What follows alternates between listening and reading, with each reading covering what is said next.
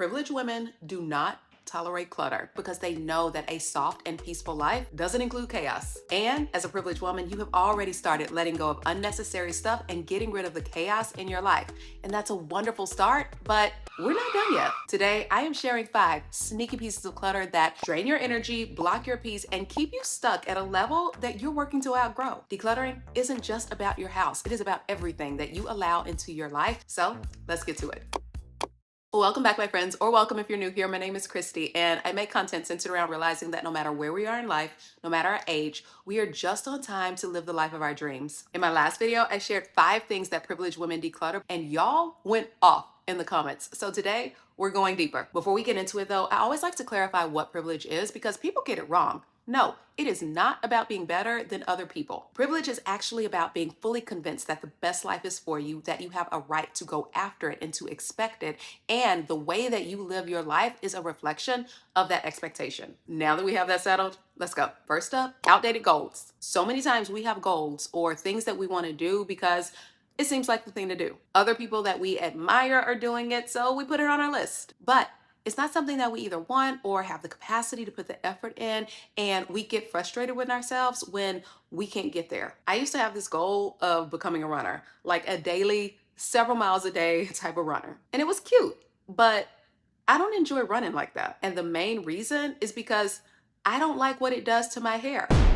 It might be shallow, but keeping my hair cute and being able to wear it straight is a priority for me. I'm the type of runner where I want to run when I want to run and when it's not going to mess up my hair. I had to realize that trying to keep up with this goal that looks cool but brings me more frustration than it does joy is just, that's not going to work for me. All of that to say, privileged women pivot unapologetically. They do not let old dreams define them. You are allowed to outgrow your old vision, but you can't do that if you aren't being honest with yourself and you aren't aligned with what your real vision is, even if it is just as shallow as keeping your hair straight and cute. So I want you to look at your goal list or your vision board. See if there is anything that no longer excites you and be okay with crossing it off. Next up, clothes that don't fit or flatter. I know, because I see it in the comments, that a lot of you are holding on to jeans and dresses and whatever else from several sizes ago, telling yourself that you're going to get back into them. But at this point, it's been like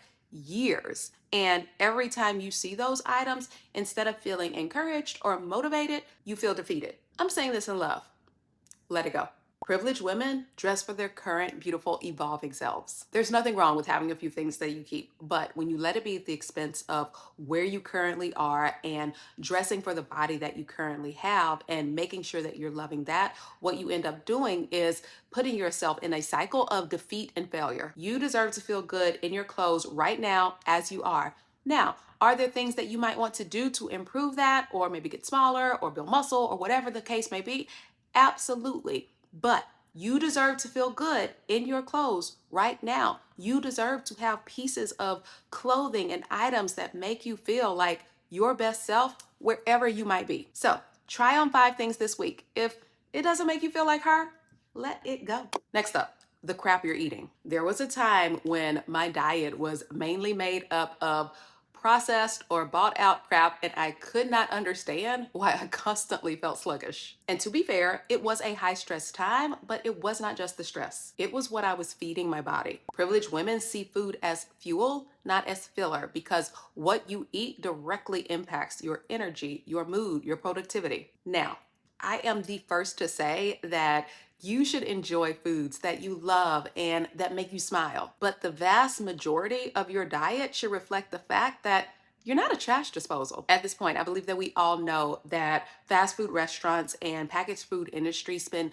millions of dollars researching ways to hack your brain so that you keep coming back to their food, spending your money, and ruining your health. Every now and then, fine, because what you do every once in a while isn't really going to make a dent. But multiple times a week, so I want you to nourish your body like someone who loves their life. And start small. If this is something that you know is your weakness, I want you to pick one thing that you know is not really serving you and choose a healthier option. Real quick before you keep going, if you are loving these practical tips and you feel like you're just meant for more, like God has placed something in your heart and you just need the encouragement to go after it, I would love for you to join my email list. I send out weekly notes packed with tips, encouragement, resources, and ways to start living the life you've been craving. The link is down in the description and I would love to have you. Declutter your scarcity language. I used to catch myself saying things like, oh, I can't afford that when I was looking at buying something small, such as a higher quality grocery item over the lower quality one,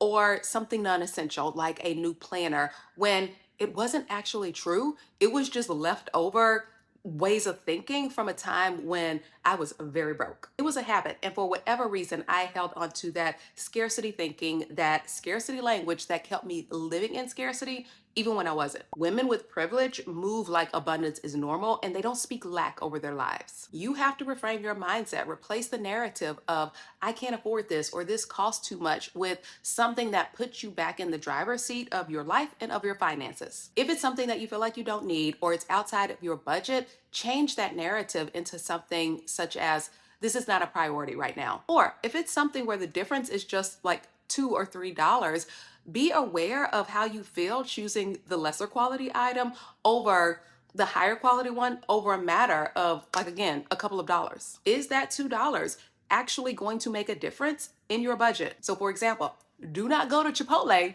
and not get the guacamole because it's an extra $2. Girl, get your guacamole. So here's what I want you to do. I want you to write down 3 scarcity phrases that you catch yourself saying, and then what are their abundant replacements? Not a hard thing, but the goal of this is to just be aware. We cannot do things about things that we're not aware of. Next up, unproductive tech, TV, and social media habits. Have you ever grabbed your phone for a quick scroll and then before you know it, an hour or two or whatever has passed by, and then later you end up regretting the time that was lost? And yeah, you got the quick dopamine hit, but you also left feeling worse, feeling drained, feeling overwhelmed, and comparing yourself to strangers, people you don't even know. Privileged women curate what comes into their minds. Time and attention are currency, valuable currency, and they spend both wisely. It doesn't mean that you can't enjoy social media or movies or reality TV or whatnot, but be aware of how you're actually spending your time and what you're getting out of it. Don't let life aimlessly just happen to you. Social media is an amazing space. Clearly, I believe that because I am here.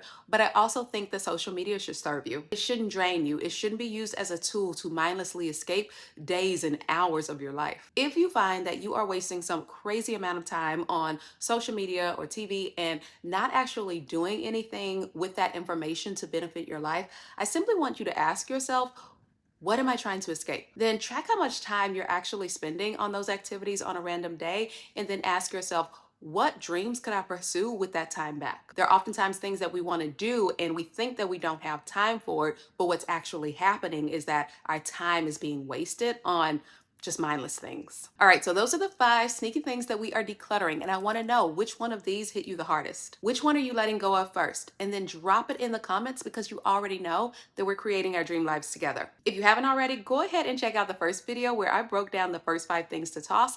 I will link it down below. Also, if you're not subscribed, like, what are you doing? I'm gonna need you to jump on that. Alrighty, my loves, that is it for this video. Thank you so much for watching, and I will see you in my next. Mwah. Bye for now.